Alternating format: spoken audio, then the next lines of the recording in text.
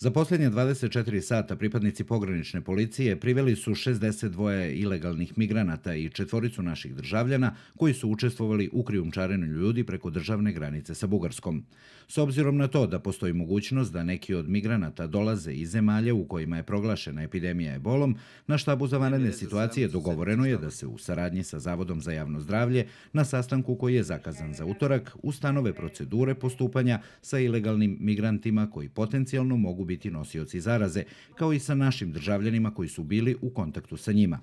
Svi azilanti koji pređu granice, oni mogu biti, ali sa određenom kliničkom slikom. Znači nisu svi azilanti oboleli i ne mogu se smatrati obolelim. U gradu Zaječaru je normalna i stabilna situacija i da ne širimo paniku među građanima. A time i pokazujemo da brinemo o građanima grada Zaječara i da hoćemo da predupredimo, ne daj Bože da se nešto desi. Prema rečima načelnika policije, sva lica koja su uhapšena prilikom ilegalnog prelaska granice prema ustaljenoj proceduri predata su bugarskoj policiji, a naši državljani koji su učestvovali u krijumčarenju i bili u kontaktu sa ilegalnim migrantima zbog štrajka advokata pušteni su na slobodu.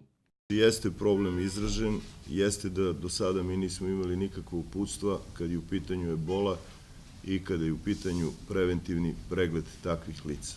Dobra vest je da do sada niko od uhapšenih ilegalnih migranata, krijumčara, ali ni policajaca koji su bili u kontaktu sa njima nema simptome koji bi mogli da zabrinjavaju.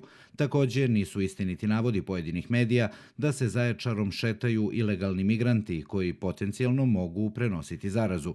Inače, najveći centri za ilegalne migrante u Evropi nalaze se u Grčkoj i Bugarskoj. Prema operativnim podacima kojima raspolaže načelnik policijske uprave u Zaječaru, oko 20.000 migranata pokušat će u narednih mjesec dana da iz Bugarske ilegalno uđe u Srbiju. Načelnik policije rekao je i to da tek 1/5 migranata bude uhvaćena prilikom prelaska državne granice, dok ostali nastavljaju svoj put prema zemljama Evropske unije, najčešće Mađarskoj.